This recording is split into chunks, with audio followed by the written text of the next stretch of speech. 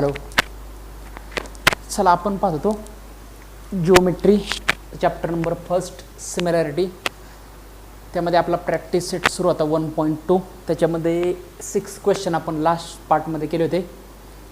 या पार्ट्समध्ये आपण पुढचे क्वेश्चन सॉल्व करणार आहे. क्वेश्चन नंबर 7 काय आहे? ए बी पॅरल टू सी डी पॅरल टू एफ ई.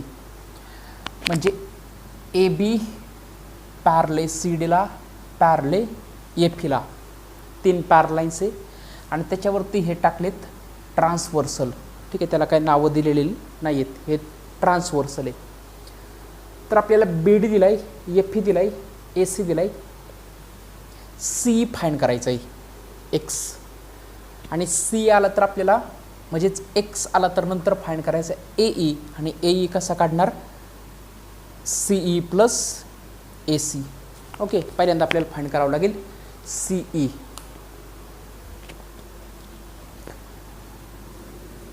प्रॉपर्टी कोणती वापरणार? Property of 3 parallel lines and their transversal. मग याचा आन्सर कसं लिहिणार?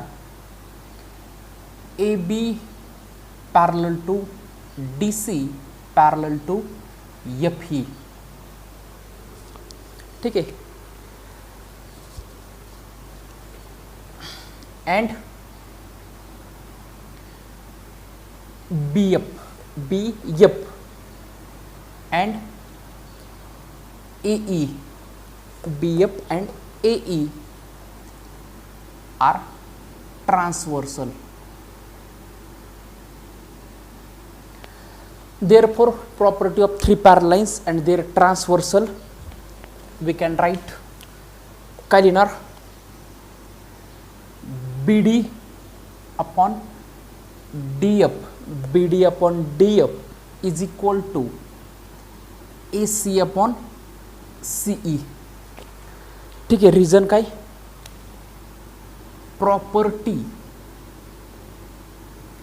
Of 3 parallel lines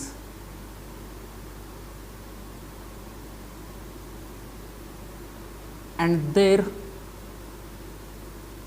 transversal. Property of 3 parallel lines and their transversal. आपण पाहिली होती ना, 3 पॅरलाइन्स होत्या आणि त्याच्यावरती जर ट्रान्सवर्सल टाकले तर आपण सपोज हा ए असेल, हा B C P Q R असेल, तर आपण लिहायचं कसं? A B upon B C is equal P Q upon Q R. इथे 3 पॅरलाइन्स व्हर्टिकल आहे, इथे 3 पॅरलाइन्स हॉरिझॉन्टल आहे. म्हणून इथं रेशो काय घेणार? B D upon D F is equal to A C upon C E.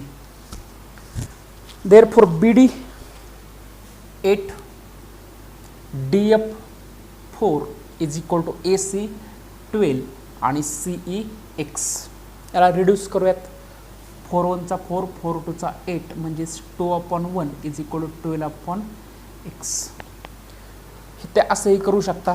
2 1 चा 2, 2 6 चा 12, क्रॉस मल्टिप्लिकेशन एक्स 1 चा एक्स इज इक्वल 1 6 चा 6. युनिट दिलेलं नाही म्हणून आपण त्याला लिहूयात 6 युनिट. म्हणून एक्स म्हणजे CE. CE is equal to X is equal to 6.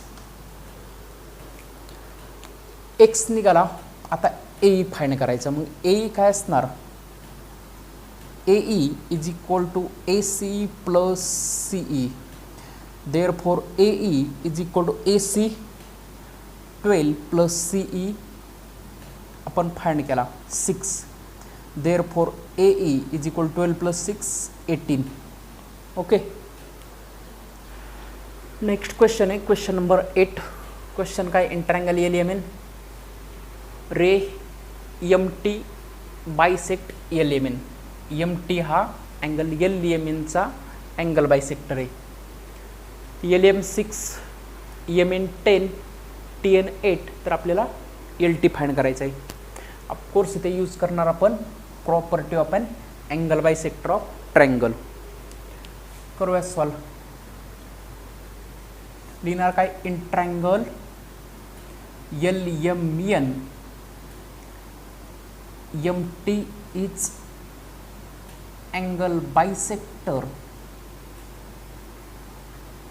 of angle LMN. MT is angle bisector of angle LEM N. Then property of angle bisector of triangle, we can write LT upon TN is equal to LM upon MN. Reason, property of an angle bisector of a triangle. Then LT, how much LT आपल्याला find करायचं आहे, as it is TN 8, LM 6, MN 10. Reduce करूया त्याला, 2 3 6, 2 5 10, cross multiplication 5 into LT म्हणजेच LT into 5 is equal to 3 into 8. Therefore LT into 5 is equal to 3 8 24. 5 इकडे multiply तिकडे गेला divide. Therefore LT is equal to 24 upon 5. 5 1 5, 5 4 20, पुढं सरकले 4, इथे दिला पॉईंट, तिथे 0 आणि 4 8 40. Therefore LT is equal to 4.8 unit. Division येत असेल सर्वांना, 24ला 5ने डिवाइड केलं की आन्सर येणार आहे 4.8. नेक्स्ट क्वेश्चन आहे थोडासा different question. Segment BD is bisector of ABC.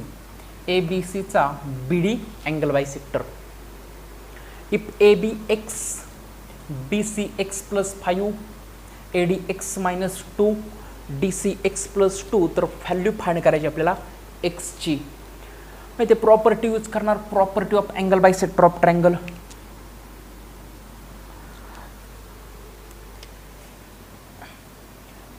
BD is angle bisector of angle ABC. Therefore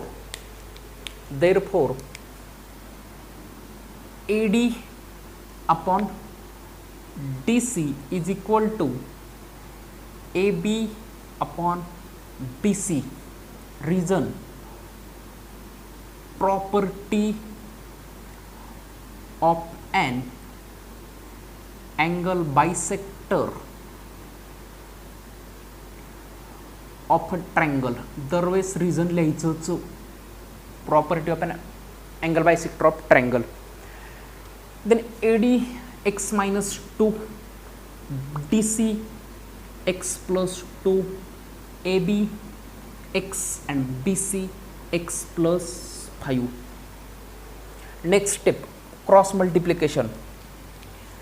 Then x minus 2 into x plus 5 and x into x plus 2. Cross multiplication केलं आपण.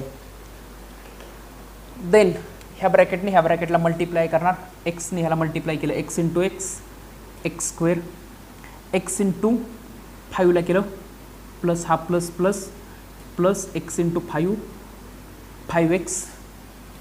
Then minus 2 into X, minus 2x.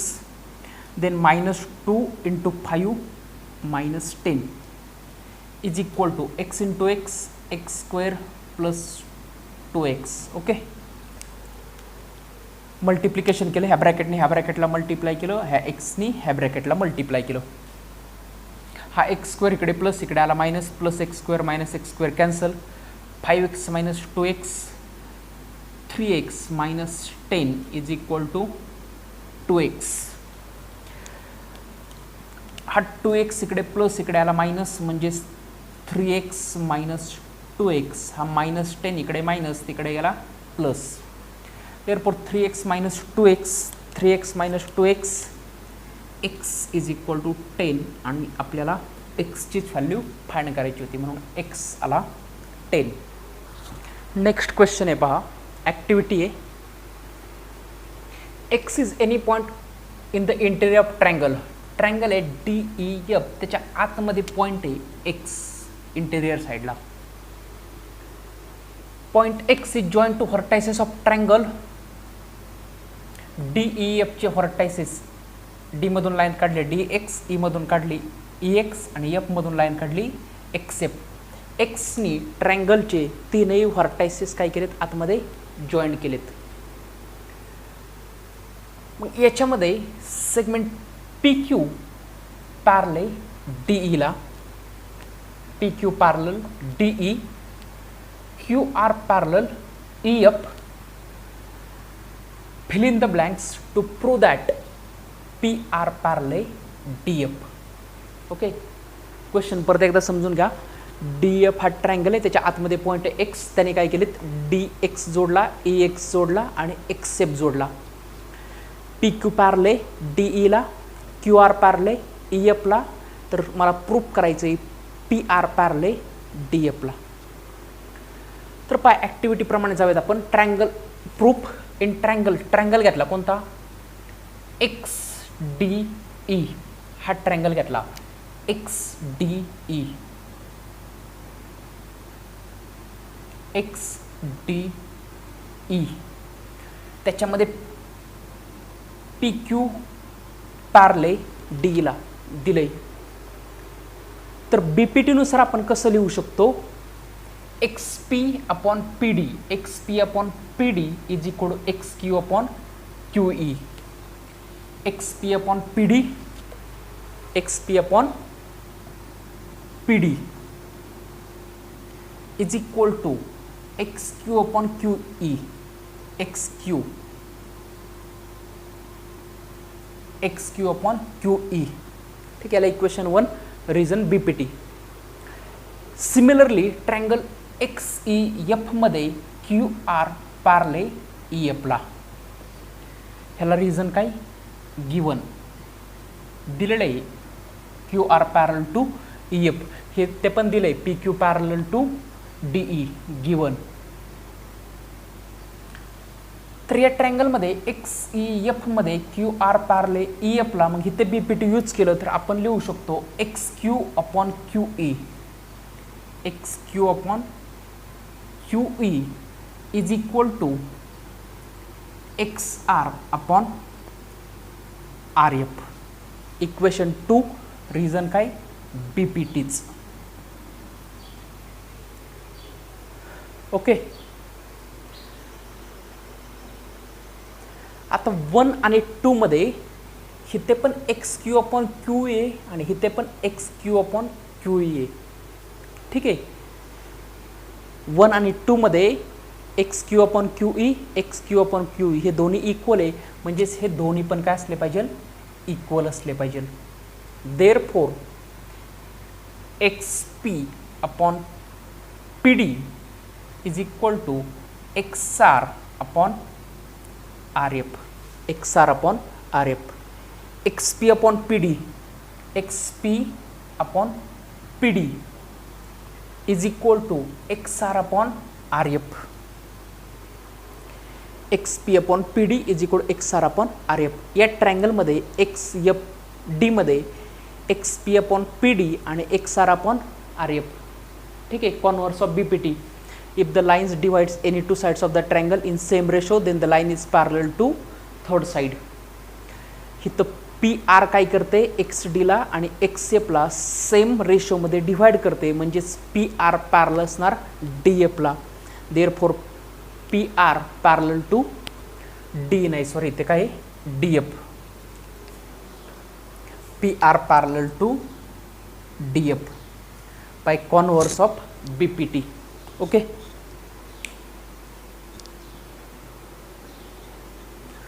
बुक्समध्ये पण printing mistake आहे.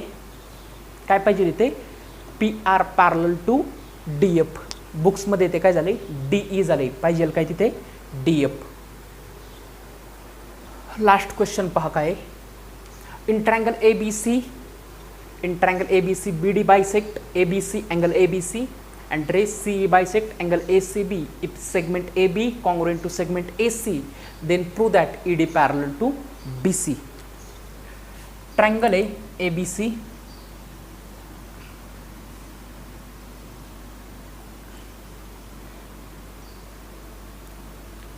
ABC हा triangle आहे ABC, त्याच्यामध्ये BD angle ABC ला bisect करतो. ABC चा BD हा अँगल बायसेक्टर आहे. ओके, BD हा ABC चा अँगल बायसेक्टर आहे आणि C हा ACB चा अँगल बायसेक्टर आहे. बायसेक्ट करतो म्हणजेच तो काय अँगल बायसेक्टर आहे CE. ओके, आणि AB कॉन्ग्रुएंट आहे, सेगमेंट AB कॉन्ग्रुएंट आहे सेगमेंट AC शी. तर मला प्रूफ करायचं आहे ED पॅरले BC ला. प्रूफ करायचं आहे ED पॅरले BC ला. ED पॅरल दाखवायचं आहे कशाला? BC ला. स्टारवाला क्वेश्चन आहे पहा. ABC ट्रायंगल आहे, B चा बायसेक्टर BD, C चा बायसेक्टर CE, जेवढा AB तेवढाच AC. तर मला प्रूफ करायचं आहे ED जॉईन केला तर ED पॅरले BC ला. आता पहा, अँगल बायसेक्टर, त्यामुळे आपण property of angle bisector use करणार.